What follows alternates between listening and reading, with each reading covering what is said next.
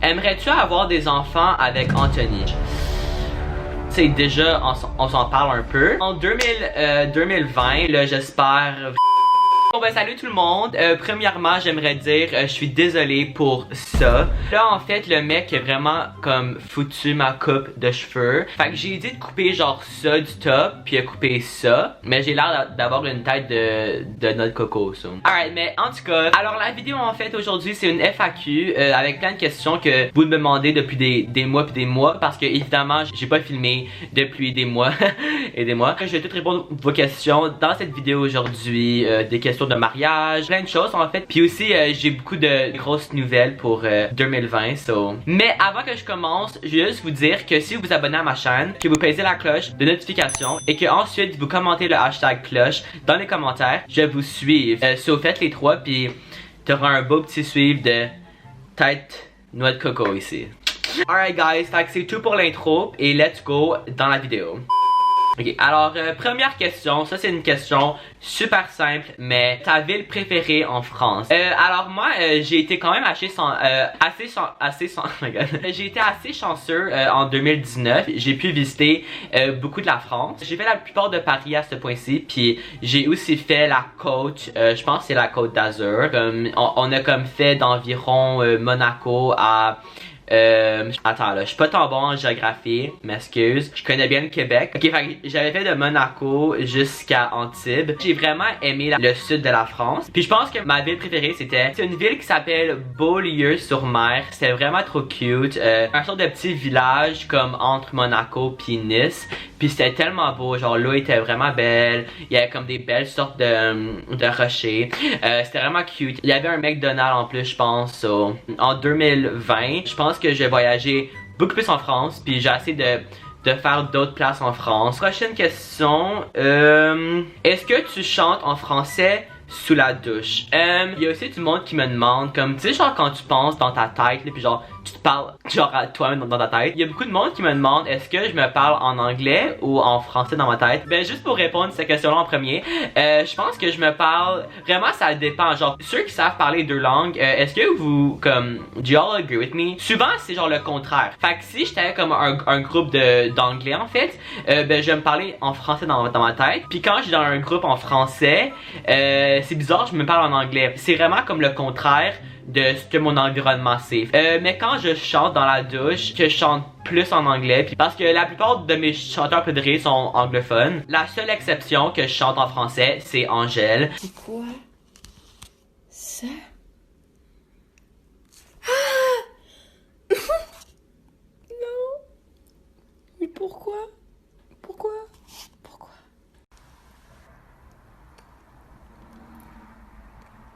Je pense que vous le savez déjà, mais c'est comme mon idole de France, Belgique, désolé. Sauf elle chante peut-être peut-être la tune genre oh Jaja, à la banda la anja, à la banda la Jaja, attention de fonction de sympa. Prochaine question. Je voulais vous demander comment avez-vous abordé le monde gay? Ok, fait que j'ai pas été à l'école en français depuis très longtemps. Alors je comprends pas trop ta question. Mais si j'ai bien compris, genre est-ce que tu veux dire comme how did I get into the gay world?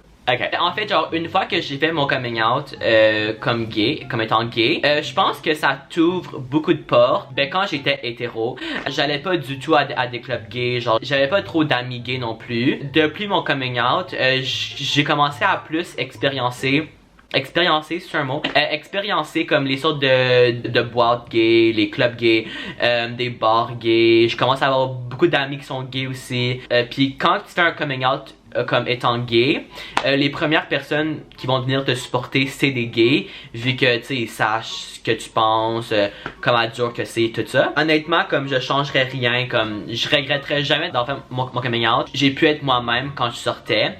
So imagine que je sortais en boîte avec mes amis, mais avant mon coming out, tu sais j'avais toujours peur de parler aux gars, whatever. Puis seulement les filles me rapprochaient. Mais là que je suis gay, genre beaucoup de gars me rapprochent. Mais puis maintenant, vu que je suis avec un gars là, mais... Okay, alors prochaine question, c'est... Une célébrité française qui tu crush? Ouh, ça c'est une bonne question. Évidemment, comme Angèle est vraiment belle, mais je suis gay. Honnêtement, genre, je pense que c'est la seule fille, à part Selena Gomez, que j'irais hétéro pour elle. Fait que si je pense à genre un gars en France, oh my god, je connais comme presque aucun gars en France. So, ok, que je crush. Je vais faire mes recherches maintenant. Je m'excuse vraiment, mais c'est comme, il y a pas tant de français, genre youtubeurs ou whatever, qui sont chauds. Comme, no offense du tout.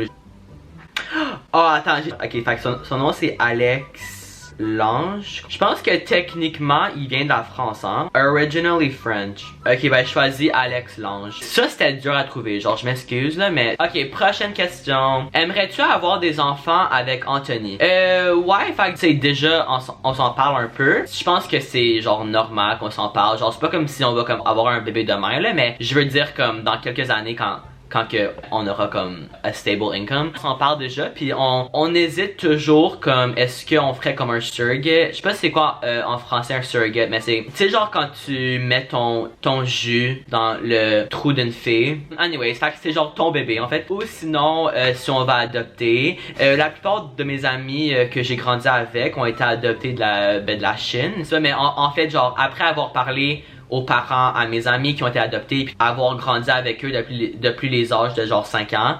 Je pense que vraiment ça serait cool de donner une opportunité à un bébé qui a pas de famille, puis qui veut juste avoir une belle vie, à donner une vie. Puis en plus de ça, Anthony y a adopté aussi. Ça fait juste du sens qu'au moins on adopte comme un enfant. C'est sûr qu'on le pense, mais comme le plus que je vieillis, genre le moins d'enfants que je veux. Si tu me demandais il y a comme 5 ans, j'aurais dit 3 enfants. Là c'est descendu à seulement 1. Mais je pense que j'en voudrais toujours un au moins. Est-ce que le fait de savoir parler français t'aide ou non dans ta vie quotidienne ou même occasionnellement? Et surtout que là je vis à Londres, ça l'aide vraiment vu que il y a beaucoup de Français qui viennent ici. Ben comme travail même, j'ai été approché par des Français à Londres pour travailler sur des projets, faire plein de choses. Ouais, ben c'est toujours une bonne chose, c'est savoir parler deux langues. Puis quand on va en vacances au Québec ou vacances, qui est genre pas tant de vacances que ça. Mais quand on va comme en vacances en France, c'est je comprends tout, puis je sais comment parler au monde, puis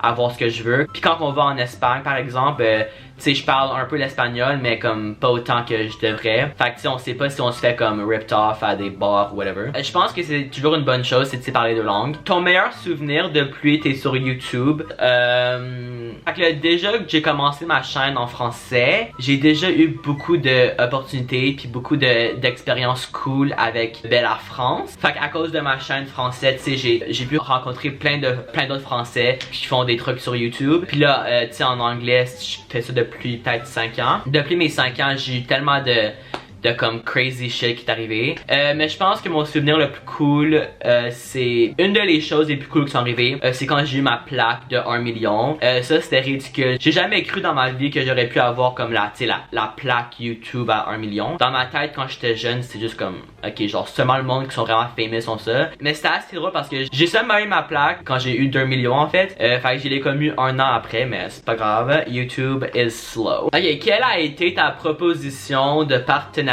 le plus hilarante? Comme vous pouvez le savoir, j'ai fait plusieurs hashtags sponsored dans ma vie. J'ai été sponsorisé par plein de choses, de la bouffe, même du linge, whatever. Ben, un de mes partenariats sur ma chaîne YouTube, sur ma chaîne en anglais en fait, c'était Adam and Eve. Puis Adam and Eve, c'est comme c'est un sex shop. C'est genre un sex shop vraiment connu en Amérique. Puis en fait, ils m'ont envoyé une boîte plein de jouets pour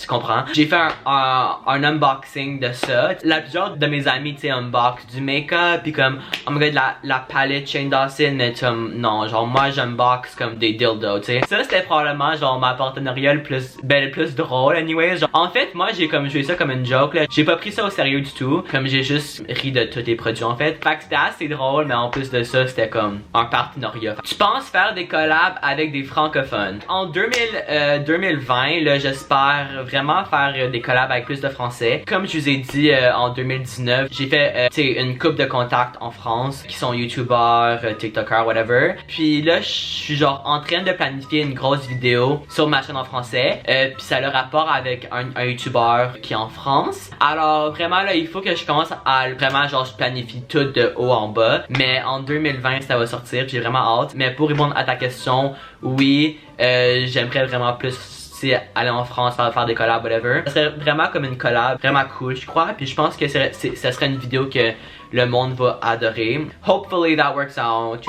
Alors c'est pour la vidéo, gars, j'espère que vous avez beaucoup aimé ça. En 2020 là, mes vidéos vont recommencer genre à chaque semaine. J'ai vraiment du contenu de fou pour vous. Ça sera plus des FAQ, ça sera plus des fucking vidéos de let's text 100 personnes par DM. Je commence à planifier beaucoup plus de vidéos le fun sur ma chaîne en français. Fait que si vous avez hâte pour mes vidéos en 2020, donnez la vidéo un gros thumbs up. Et aussi donnez-moi des suggestions dans les commentaires de d'autres vidéos que vous voulez voir de ma part en 2020. Puis c'est sûr que je vais lire à travers vos commentaires. Encore, guys, si vous voulez un suivi de moi, tout ce que vous avez à faire, c'est peser la cloche de notification, abonne-toi à ma chaîne et ensuite commenter le hashtag cloche dans les commentaires et je vais vous suivre. Ok, fait que c'est tout pour la vidéo. On va se voir dans quelques jours pour une nouvelle vidéo. Ok, bye.